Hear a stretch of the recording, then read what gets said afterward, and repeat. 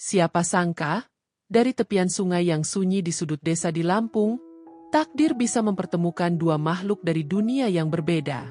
Taryono, seorang buruh bangunan yang hidupnya pas-pasan, tak pernah menyangka bahwa saat ia sedang istirahat di bawah rindangnya pohon bambu, ia akan melihat sepasang mata indah yang tak biasa.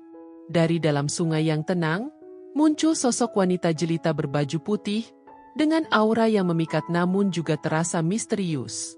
Taryono pun diam membisu, antara takjub dan takut. Dan dari sinilah semuanya dimulai.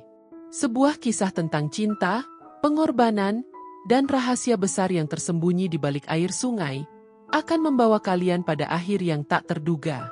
Tonton sampai selesai, karena klimaks dari cerita ini akan membuatmu percaya bahwa cinta sejati bisa datang dari arah yang tak kita bayangkan. Mari kita mulai ceritanya.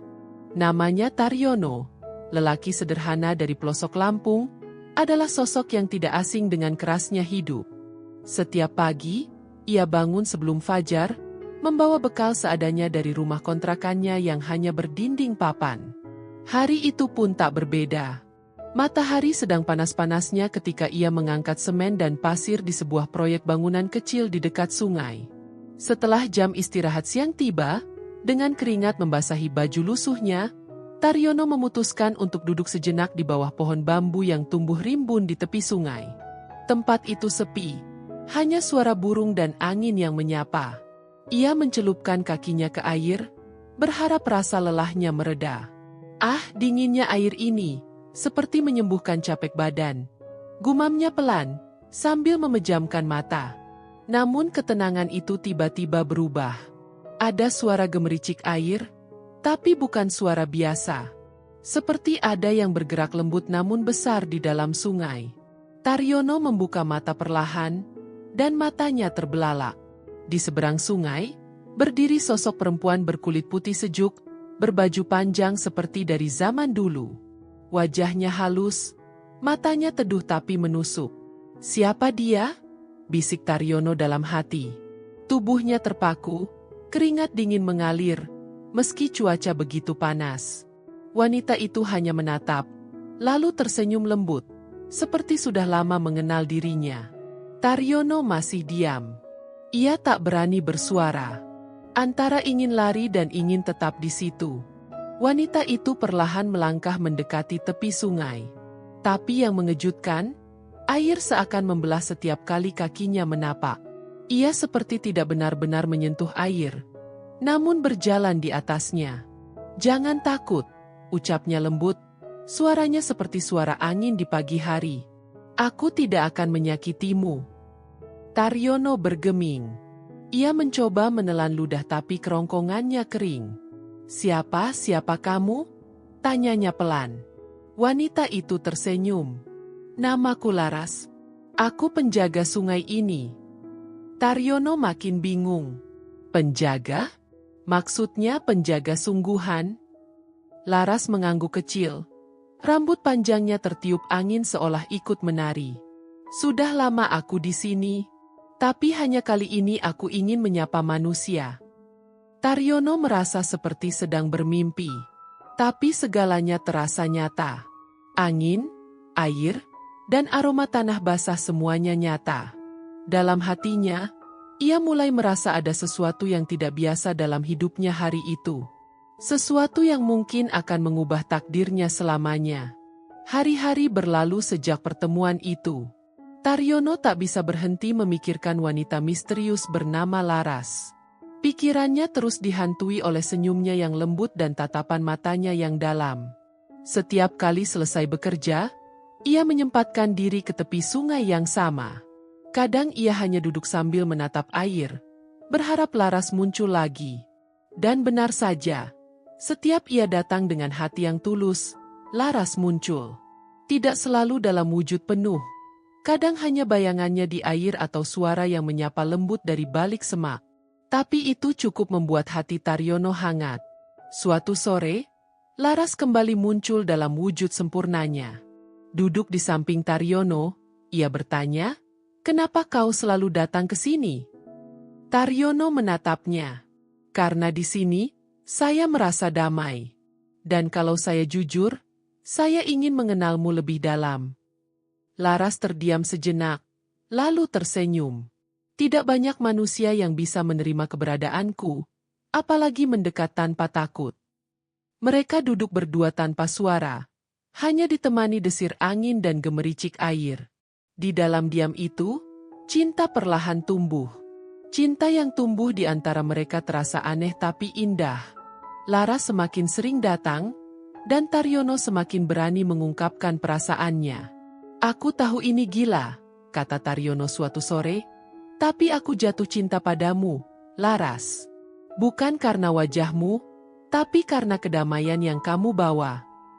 Laras menunduk, suaranya lirih. "Aku pun menyukaimu, Taryono. Tapi aku tak ingin kau terluka karena aku." Taryono menggeleng. "Selama kamu bersamaku, tak ada yang perlu aku takuti." Senyum mereka saling menyambut. Tapi di mata Laras ada rahasia yang belum diungkap. "Ada sesuatu yang harus kamu tahu, tapi belum sekarang," ujar Laras. Taryono tak memaksa. "Jika kamu percaya padaku, aku akan menunggu. Karena cinta tak bisa dipaksa." Hari itu mereka saling berjanji dalam diam. Di balik keheningan sore dan cahaya matahari yang perlahan tenggelam, dua hati dari dunia berbeda mulai menyatu dalam harapan. Tapi mereka tahu, cinta ini tidak biasa, dan akan diuji oleh kenyataan yang belum mereka mengerti. Hari yang ditunggu akhirnya tiba. Di malam purnama, Laras mengajak Taryono kembali ke pinggir sungai. "Malam ini aku ingin kau tahu siapa aku sebenarnya," katanya sambil menatap bulan yang penuh. Taryono mengangguk, meski hatinya mulai diliputi rasa cemas. Di bawah cahaya rembulan, Laras berdiri di atas batu besar di tengah sungai. Perlahan, tubuhnya mulai bercahaya putih. Gaun putihnya menyatu dengan kulitnya. Rambutnya berkibar seolah tertiup dari dalam air. Taryono menahan napas. Dalam beberapa detik, wujud Laras berubah menjadi seekor buaya putih besar. Namun mata dan auranya tetap sama. Taryono terkejut, tubuhnya menggigil. Tapi ia tak lari. Ia berdiri dan menatap sosok buaya itu, yang kini dia mematung menatapnya balik. Tak ada ancaman, tak ada rasa takut yang nyata. "Jadi kamu bukan manusia," bisiknya. Sosok buaya itu mengangguk pelan, lalu kembali berubah menjadi Laras. Dengan wajah sedih, ia berkata, "Aku adalah Ratu Buaya Putih. Tapi aku juga wanita yang mencintaimu sepenuh hatiku." Air mata Taryono jatuh. Bukan karena takut tapi karena haru. "Kamu tetap Laras yang aku cintai. Bukan rupa yang membuatku jatuh cinta, tapi hatimu." Dan malam itu, mereka berpelukan di bawah cahaya rembulan. Dua dunia yang bersatu karena cinta yang tulus. Beberapa hari setelah pengakuan jati diri Laras, Taryono diajak ke tempat yang tak pernah ia bayangkan, dasar sungai. Tapi bukan dasar sungai biasa. Ketika Laras menggenggam tangan Taryono, mereka menyelam tanpa harus menahan napas. Ajaib, tubuh mereka tetap bisa bernapas, dan air seperti tak menghanyutkan. Di bawah sana, dunia lain terbentang. Istana kristal dari batu sungai. Ikan-ikan bercahaya berenang pelan, dan tumbuhan air berkilau seperti permata. Di sanalah, di hadapan para penjaga sungai yang berwujud manusia setengah buaya, Laras meminta Taryono menjadi suaminya. Taryono yang awalnya ragu, akhirnya mengangguk dengan air mata haru. "Kalau cinta ini harus menembus batas dunia, aku rela," ucapnya tulus. Pernikahan itu berlangsung dalam hening namun hikmat. Gaun pengantin Laras berkilau putih keperakan, rambutnya dihiasi bunga air, dan mata indahnya tak lepas dari wajah Taryono. Cincin dari sisik buaya putih melingkar di jari mereka berdua, sakral dalam kesederhanaannya. Tak ada pesta besar, hanya doa, dan getaran cinta yang menyatu dalam air. Dan sejak saat itu, Taryono menjadi bagian dari dunia bawah sungai yang tidak semua manusia bisa sentuh. Setelah menikah, hidup Taryono berubah drastis. Ia tak lagi hidup dalam kesendirian di rumah kontrakan reyot. Setiap malam, Ia tinggal bersama Laras di kerajaan sungai. Sementara siang harinya ia tetap kembali ke dunia manusia, menyamar sebagai pekerja biasa. Kehidupan ganda ini tidak mudah. Tetapi Taryono menjalaninya dengan hati penuh syukur. Di istana sungai, ia belajar memahami aturan dunia bawah, menghormati makhluk-makhluk air, dan menjadi penyeimbang antara dunia manusia dan dunia buaya putih. Laras tak pernah menuntut kekayaan. Cintanya pada Taryono murni, seperti sungai yang terus mengalir tanpa pamrih. Kau tidak perlu menjadi raja, cukup jadi suamiku yang jujur dan setia, ucap Laras suatu malam sambil bersandar di pundaknya. Hari-hari mereka penuh tawa, diskusi, dan sesekali keheningan yang indah. Cinta mereka tidak megah, tapi dalam. Dan perlahan, Taryono mulai dikenal sebagai lelaki yang wajahnya selalu tenang, karena hatinya telah menemukan tempat pulang. Meski hidup bahagia di dunia bawah air, Taryono tetap tak bisa melepaskan dunia atas. Ia masih bekerja di proyek bangunan, membantu warga desa, dan sesekali mengirimkan uang untuk tetangganya yang membutuhkan. Tapi suatu hari, kabar tentang Taryono yang mendadak tenang dan tak lagi susah mulai menarik perhatian orang-orang. Beberapa mulai curiga. Ada yang menyebar desas-desus kalau ia pesugihan. Ada pula perempuan-perempuan desa yang diam-diam mulai mendekatinya, tergiur oleh ketenangan dan aura lelaki itu. Taryono tahu, ini ujian. Laras pernah berkata, cinta kita akan diuji, bukan oleh monster, tapi oleh manusia itu sendiri. Dan benar, ujian itu datang. Seorang wanita dari kota datang ke proyek tempat Taryono bekerja. Ia kaya, cantik, dan menggoda. Kamu cocok jadi manajer proyekku, gajimu bisa 2 kali lipat, ucapnya manis. Tapi Taryono hanya tersenyum. Maaf, saya sudah punya dunia sendiri, dan saya tak bisa tinggal di dunia Anda. Ucapan itu membuat wanita itu pergi dengan muka kecewa. Tapi bagi Taryono, ia baru saja lulus dari ujian cinta paling berat, melawan godaan dunia yang menggiurkan. Kadang, Taryono merasa sunyi. Meski hidupnya telah berubah, ia tetap manusia biasa yang kadang rindu pada kebersamaan seperti orang lain. Laras tak selalu bisa bersamanya siang hari.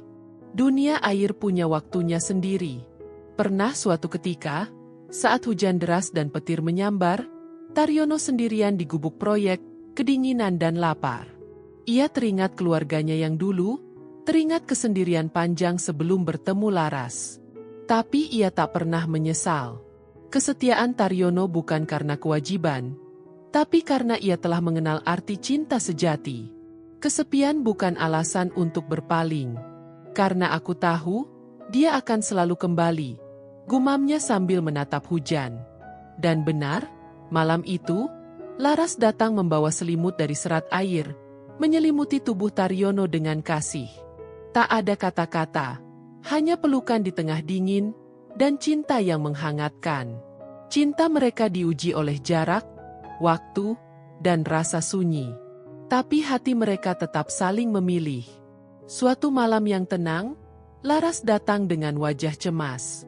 Ada yang ingin menangkapku, katanya lirih.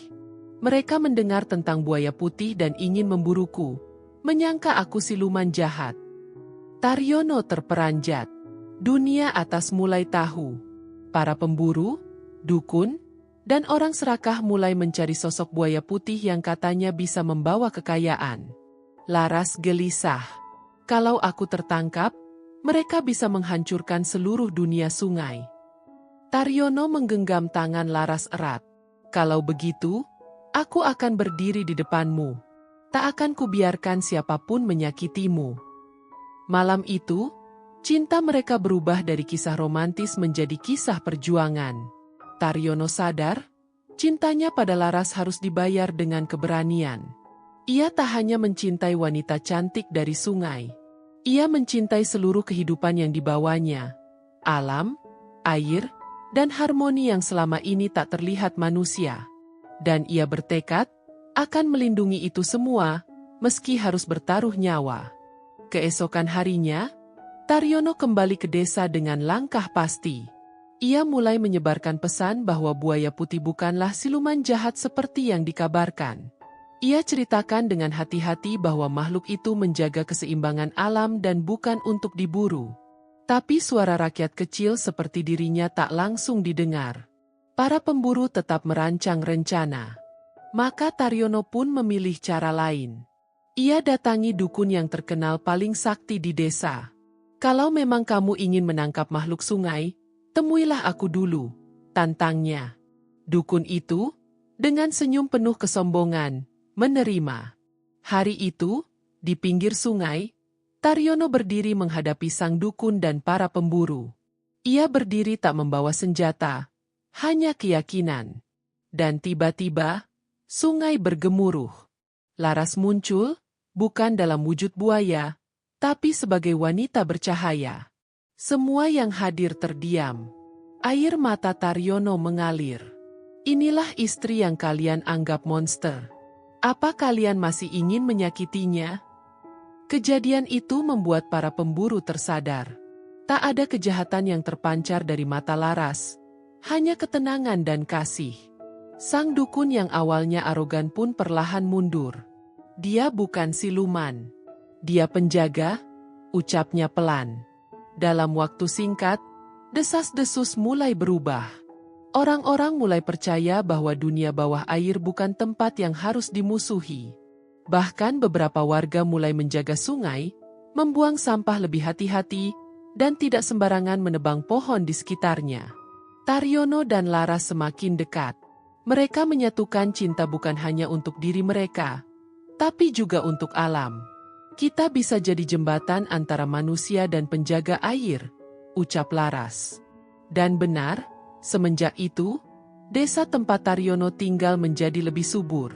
Sungai tak pernah surut, panen selalu cukup, dan masyarakat mulai saling menghormati alam. Cinta mereka menjadi akar perubahan. Bukan cinta biasa, tapi cinta yang menyelamatkan kehidupan. Suatu malam, di bawah cahaya bulan, Taryono dan Laras duduk di tepi sungai.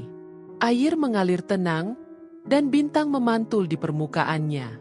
"Kalau suatu hari aku tak bisa lagi bersamamu, teruslah hidup dan jaga sungai ini," ucap Laras lirih. Taryono menoleh, menatap istrinya dalam-dalam. "Aku tak butuh kekekalan, aku hanya butuh cintamu, walau hanya sehari," balasnya. Kata-kata itu menjadi janji, tak terucap secara megah, tapi tertanam dalam. Sejak hari itu, Taryono semakin sering berbicara dengan sungai. Ia percaya, setiap desir air membawa pesan dari Laras. Cinta mereka tak butuh selalu hadir dalam wujud fisik. Yang penting adalah kesetiaan hati. Dan meski malam-malam terasa sunyi, Taryono merasa Laras selalu ada di sekitarnya. Entah dalam riak air, cahaya bulan, atau dalam doa yang ia panjatkan diam-diam. Beberapa tahun berlalu, Taryono mulai menua. Tubuhnya tak sekuat dulu, tapi semangatnya tetap menyala. Ia menjadi guru bagi anak-anak desa, mengajarkan tentang pentingnya menjaga air, pohon, dan alam. Ia tak pernah menyebut Laras sebagai buaya atau ratu, hanya sebagai penjaga air yang pernah mencintaiku. Cerita itu menyentuh banyak hati. Anak-anak mulai menghormati sungai, bahkan memberi salam sebelum mandi. Buaya putih itu bukan untuk ditakuti, tapi untuk dijaga, kata mereka. Laras jarang muncul, tapi cinta mereka tak pernah padam. Dan suatu pagi, saat kabut menyelimuti desa, seekor buaya putih muncul di tengah sungai, diam sejenak, lalu menyelam perlahan. Taryono berdiri dari kejauhan, tersenyum. "Dia datang menengokku," gumamnya. Meski tubuhnya renta, matanya tetap bersinar. Karena hatinya telah menyatu dengan air, dengan cinta, dan dengan janji yang pernah ia ucapkan di tepi sungai. Saat ajal menjemput, Taryono tak dalam ketakutan. Ia merebahkan diri di dipan bambu kecil menghadap ke arah sungai. Suara air menjadi musik terakhir yang ia dengar. Beberapa tetes air jatuh dari langit, bukan hujan, tapi seperti air mata. Laras tak datang dalam wujud Tapi cinta itu terasa begitu nyata. Aku akan pulang, bisik Taryono lirih. Dan saat hembusan napas terakhir keluar, air sungai tiba-tiba memantulkan cahaya terang. Semua orang di desa tahu, Taryono telah menyatu dengan sungai yang ia cintai. Kini, nama Taryono hidup sebagai legenda.